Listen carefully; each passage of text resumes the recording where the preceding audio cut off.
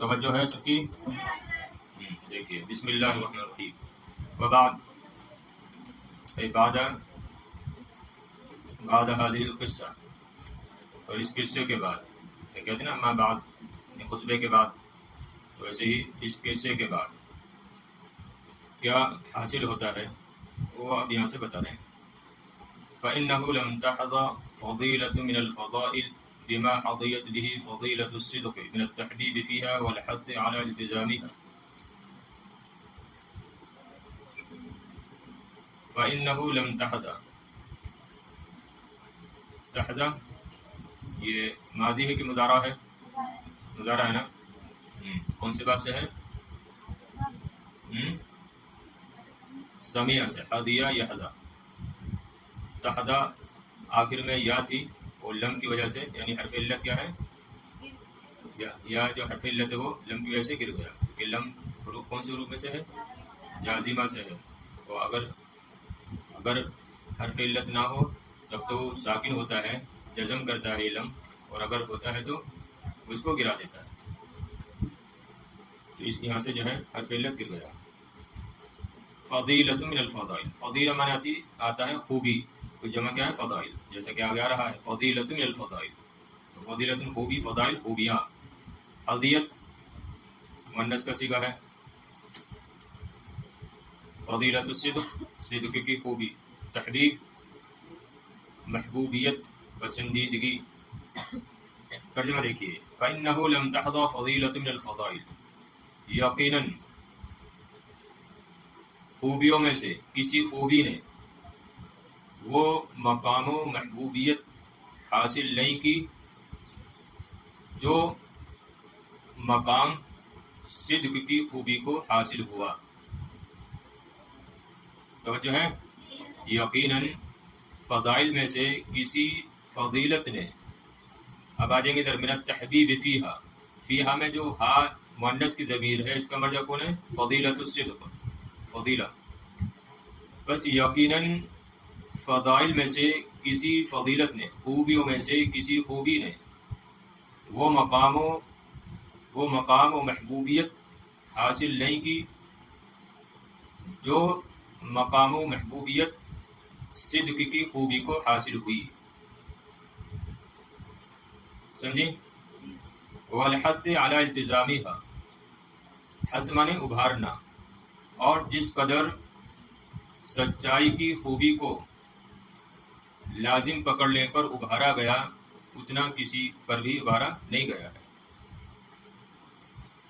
پھر دیکھیں ترجمہ۔ یقیناً خوبیوں میں سے کسی خوبی نے، یا خوبیوں میں سے کسی خوبی کو وہ مقام و محبوبیت حاصل نہیں ہوئی جو سچائی کی خوبی کو حاصل ہوئی۔ والحث علی التزامها، اور جتنا سچائی کی خوبی کو لازم پکڑنے پر ابھارا گیا، اور جتنا سچائی کی خوبی کو لازم پکڑنے پر تاکید کی گئی اتنی تاکید دوسری خوبیوں کو پکڑنے پر نہیں کی گئی۔ امتدح اللہ تعالی بعد انبیائہ، اللہ رب العزت نے امتدح اللہ تعالی بعد انبیائہ بہا، اس میں بھی ہا کا مرجع کیا ہے؟ وہی فضیلۃ الصدق۔ سچائی کی اس خوبی کی وجہ سے اللہ رب العزت نے اپنے بعد نبیوں کی تعریف فرمائی۔ سچائی کی اس خوبی کی بنا پر اللہ رب العزت نے اپنے بعد انبیاء کی امتدح تعریف فرمائی۔ سمجھے ترجمہ؟ یقیناً خوبیوں میں سے کسی خوبی کو وہ مقام و محبوبیت حاصل نہیں ہوئی جو مقام و محبوبیت سچائی کی خوبی کو حاصل ہوئی، اور جتنی تاکید سچائی کی خوبی کو لازم پکڑنے پر کی گئی وہ دوسری خوبیوں کو لازم پکڑنے پر نہیں کی گئی۔ اسی وجہ سے اللہ رب العزت نے اپنے بعد نبیوں کی تعریف فرمائی اس خوبی کی وجہ سے۔ تو امتدح اللہ رب العزت نے اس خوبی کی وجہ سے اپنے بعد نبیوں کی تعریف فرمائی۔ فقال، چنانچہ فرمایا، وَاذْكُرْ فِي الْكِتَابِ إِسْمَاعِيلَ إِنَّهُ كَانَ صَادِقَ الْوَعْدِ، اور یاد کرو کتاب میں اسماعیل کو، إِنَّهُ كَانَ صَادِقَ الْوَعْدِ، کہ وہ وعدے کا سچا تھا۔ اور یاد کرو کتاب میں اسماعیل کو کہ وہ وعدے کا سچا تھا. وقال جل شأنہ، اور اللہ رب العزت نے فرمایا، اور اللہ رب العزت نے فرمایا اس کی شان بلند و بالا ہے، اس کا مقام بلند و بالا ہے. جل شانہ کا مطلب اس کی شان، اس کا مقام و مرتبہ بلند و بالا ہے، عظیم ہے، بلند ہے. اور اللہ رب العزت جس کا مقام و مرتبہ بہت بلند و بالا ہے، اس نے فرمایا وَاذْكُرْ فِي الْكِتَابِ إِدْرِيسَ إِنَّهُ كَانَ صِدِّيقًا نَبِيًّا وَرَفَعْنَاهُ مَكَانًا عَلِيًّا. اور یاد کرو کتاب میں ادریس کو، یا کہ انه كان صدیقا نبیا، کہ وہ سچا نبی تھا، کہ وہ سچا نبی تھا. ورفعناه مکانا علیا، اور ہم نے اسے بلند مکان کی طرف اٹھایا، بلندی پر اٹھایا. تو یاد کرو کتاب میں ادریس کو انه كان صدیقا نبیا، کہ وہ سچے نبی تھے. ورفعناه مکانا علیا، اور ہم نے اس کو، اور ہم نے ان کو بلند مقام پر اٹھایا یا اٹھا لیا، اور ہم نے اس کو بلند مکان پر اٹھا لیا. بلند مکان سے کیا مراد ہے؟ یا تو یہ ہے کہ ان کے مقام و مرتبے کو بلند کیا، اور بعض مفسرین فرماتے ہیں مکان عالیہ سے مراد یہ ہے کہ اللہ رب العزت نے ان کو اٹھا لیا، یعنی ابھی بھی وہ زندہ ہے. آپ نے پڑھا ہوگا غالباً کہ 4 انبیاء ایسے ہیں جو ابھی بھی زندہ ہیں، یعنی ابھی باحیات ہیں. یوں تو تمام انبیاء زندہ ہیں اپنی قبروں میں، لیکن 4 نبی ایسے ہیں جو بظاہر جس طریقے سے دیگر چلتے پھرتے ہیں، ظاہری جسم کے ساتھ موجود ہیں دنیا میں، ویسے ہی 4 انبیاء ہیں جو زندہ ہیں. ان میں سے 2 جنت میں ہیں اور 2 زمین پر. سمجھ رہے بات؟ پڑھا کہ نہیں ہے؟ ہاں، کون کون ہے نہیں معلوم ہے. حضرت عیسیٰ علیہ السلام اور حضرت ادریس علیہ السلام یہ جنت میں ہیں، اور حضرت الیاس علیہ السلام اور حضرت خضر علیہ السلام یہ 2 نبی زمین پر زندہ ہیں. سمجھ رہے ہیں؟ تو 4 نبی ایسے ہیں جو ظاہری جسم کے ساتھ زندہ ہیں، 2 جنت میں اور 2 زمین پر. تو مکان عالیہ سے مراد کیا ہے؟ بعض مفسرین فرماتے ہیں کہ یہی مراد ہے کہ اللہ رب العزت نے ان کو بلندی پر اٹھایا، یعنی جنت میں. تو یاد کرو کتاب میں ادریس کو کہ وہ سچے نبی تھے، اور ہم نے ان کو اٹھایا بلندی کے مکان پر. وقال رسول صلوات اللہ علیہ، اور نبی کریم علیہ السلام نے فرمایا. اب یہاں سے حدیث پیش کر رہے ہیں. کیا حدیث ہے؟ تحروا الصدق وإن رأيتم فيه الهلكة فإن فيه النجاة واجتنبوا الكذب ولو كان فيه النجاة فإن فيه الهلكة. یہ اچھی حدیث ہے. تحروا الصدق، کہ تم سچائی کو، یعنی سچائی کو لازم پکڑ لو، سچائی کو لازم پکڑو، ہمیشہ سچ بولو. وَإِن رَأَيْتُمْ فِيهِ الْهَلَكَةَ، اگرچہ تم اس میں ہلاکت دیکھو. تحروا باب تفاعل سے امر ہے، اس کے کئی معنی آتے ہیں: کوشش کرنا، تلاش کرنا، شعار بنانا، لازم پکڑنا. تو یہاں پر وہی لازم پکڑنے کے معنی لگائیں گے. تحروا الصدق، تم سچائی کو لازم پکڑ لو اگرچہ تم اس میں ہلاکت دیکھو. کیوں؟ کیونکہ اس میں نجات ہے. فإن فيه النجاة، کیونکہ اس میں، کس میں؟ سچائی میں. واجتنبوا الکذب، اور جھوٹ سے بچو، جھوٹ سے پرہیز کرو. ولو کان فیہ النجاة، اگرچہ اس میں کیا ہو؟ نجات ہو، بظاہر نجات ہو. کیوں؟ کیونکہ اس میں در حقیقت ہلاکت ہے. سمجھ رہے ہیں؟ ہاں. تو بس اوقات ایسا ہوتا ہے، سوچتے ہیں کہ جھوٹ بول دیں گے بچ جائیں گے، لیکن در حقیقت بچتے نہیں، پھنس جاتے ہیں. ہوتا کہ نہیں ایسا؟ ہاں. تو ہمیشہ سچ بولنا چاہیے. تو ہمیشہ سچ بولو اگرچہ تم اس میں ہلاکت دیکھو. فإن فیہ النجاة، کیونکہ اس میں حقیقت میں نجات ہے. واجتنبوا الکذب، اجتناب افتعال سے، اور جھوٹ سے پرہیز کرو، جھوٹ سے بچو اگرچہ اس میں کیا ہے؟ نجات ہو. اگرچہ اس میں بظاہر کیا ہو؟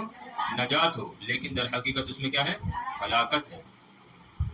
ورویہ، ایک اور حدیث ورویہ اور مروی ہے ان سفیان ابن سلیم قال کہ سفیان ابن سلیم نے عرض کی کہا قیل للنبی نبی کریم علیہ الصلوۃ والسلام سے عرض کیا گیا ایکون المؤمن جبانا قال نعم قیل افیکون بخیلا قال نعم قیل افیکون کذابا قال لا.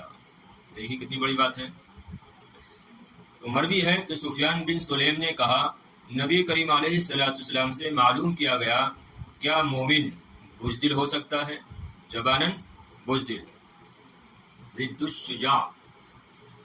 جبانن کا معنی کیا ہوتا ہے؟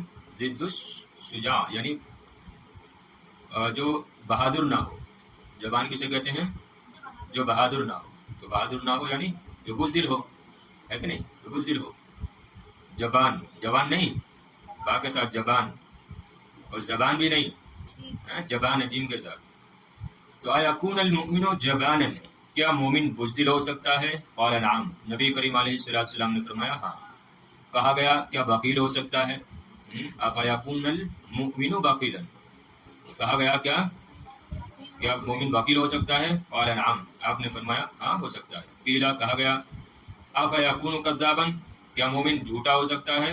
قال لا آپ نے فرمایا نہیں, یعنی مومن جھوٹا نہیں ہو سکتا. یعنی مومن بزدل اور بخیل تو ہو سکتا ہے لیکن جھوٹا نہیں ہو سکتا. یہ کتنی بڑی بات ہے. تو غور کرنے کی ضرورت ہے. وقال بعض العلماء اور بعض علماء حکما فرماتے ہیں. قال بعض الحکما حکما حکیم کی جمع, اور حکیم سے مراد وہ نہیں جو دوائی دیتا ہے. عوام میں تو وہی مشہور ہے حکیم صاحب. جب نام لیا جاتا ہے تو ذہن کدھر جاتا ہے؟ وہی جو دوائی دیتے ہیں, جڑی بوٹی دیتے ہیں. جاتا کہ نہیں؟ ہاں ہمارے یہاں تو بہت حکیم ہے, مشہور ہے. مراد آباد کے حکیم تو پورے ہندوستان مشہور ہے. سنے یا نہیں؟ ہاں بہت, خاص کر جو سنبھل ہے وہاں پر بہت حکیم ہے. تو وقال بعض الحکم, بہرحال یہاں پر حکما حکیم کی جمع ہے, اور حکیم سے مراد عقل مند, عقل مند, دانش مند, فلسفی. وقال بعض الحکما بعض حکما بعض عقل مند فرماتے ہیں الصدق ینجیک وان خفتہ. الصدق ینجیک, صدق سچائی تم کو نجات دلائے گی, وان خفتہ اگرچہ تم اس سے ڈرو, سچ بولنے سے تم ڈرو. والکذب یردیک وان امنتہ, اور جھوٹ تجھے ہلاک کر دے گا اگرچہ تم اس سے بے خوف ہو. والکذب یردیک وان امنتہ, اور جھوٹ تجھے ہلاک کر دے گا اگرچہ تم اس سے بے خوف ہو, اس سے معمون ہو. تو الصدق کو ینجی کا, سچائی تم کو نجات دلائے گی اگرچہ تم کو سچائی سے ڈر ہو, سچائی سے ڈر لگتا ہو. یعنی آپ کو ایسا لگ رہا ہو کہ یہاں پر میں سچ بولوں گی تو میں پھنس جاؤں گی, لیکن اس کے باوجود سچ بولو, یہ سچ تم کو نجات دلائے گا. اور جھوٹ تم کو ہلاک کر دے گا اگرچہ تم یہ سمجھو کہ جھوٹ بول کر میں بچ جاؤں گی. جیسے کوئی بچہ کرتی ہے, چوری کر لیتی ہے اور جھوٹ بول دیتی ہے, چوری نہیں کی ہے, وہ سوچتی ہے کہ میں بچ جاؤں گی. وہی سوچتی ہے نا. ہاں چلو تم کو کچھ سمجھ آ رہا ہے؟ کون ہے؟ تجربہ ہے. کیوں تو ایسا ہوتا ہے؟ بڑے جو ہے اعتماد کے ساتھ اور بڑے دلیری کے ساتھ جھوٹ بولتے ہیں, جھوٹ بولتی ہے اور سوچتی ہیں کہ بچ جائیں گی, لیکن آخر پکڑی جاتی ہے.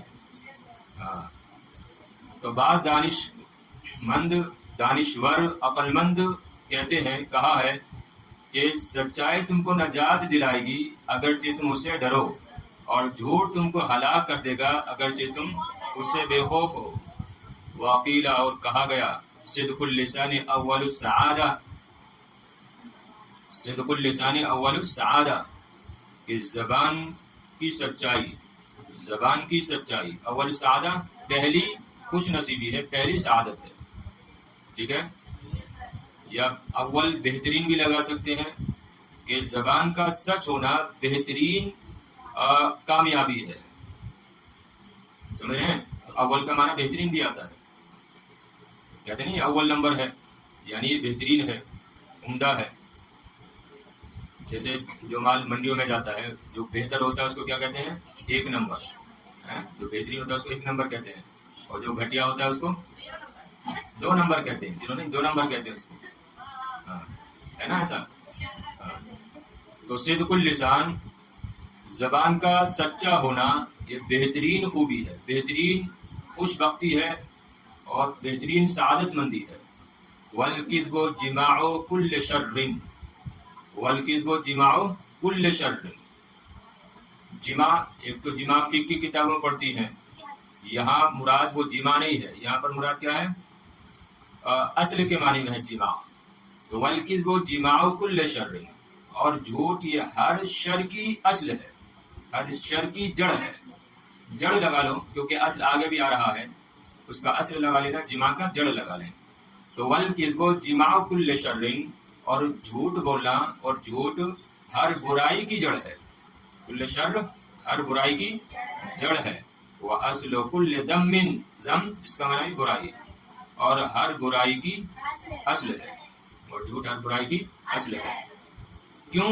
لِسُوءِ عَوَاقِبِهِ وَخَبِيثِ نَتَائِجِهِ, اپنے انجام کے برے ہونے کی وجہ سے, وَخَبِيثِ نَتَائِجِهِ, اور اپنے نتائج کے خبیث ہونے کی وجہ سے یا برے ہونے کی وجہ سے, اس کا بھی لگا لیں گے. لِسُوءِ عَوَاقِبِهِ, عواقب عاقبت کی جمع, اور نتائج نتیجے کی جمع. رزلٹ کو بھی کیا بولتے ہیں؟ نتیجہ بولتے ہیں. الظاہرۃ النتیجہ, کیا نتیجہ ظاہر ہو گیا, نتیجہ رزلٹ نکل گیا. بہرحال والکذب, اور جھوٹ ہر برائی کی جڑ ہے, اور ہر, یا اس کا لگا لو ہر شر کی جڑ ہے, اور ہر برائی کی اصل ہے. اپنے انجام کے برے ہونے کی وجہ سے اور اپنے نتائج کے خبیث ہونے کی وجہ سے. ٹھیک ہے, فہمتن جیداً هذا الدرس.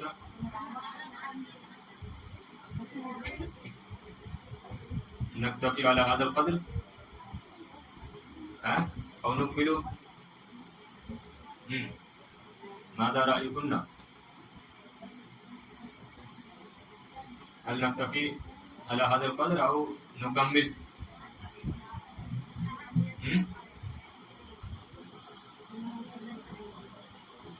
خلاص نکتفی على هذا القدر, انتهى الوقت.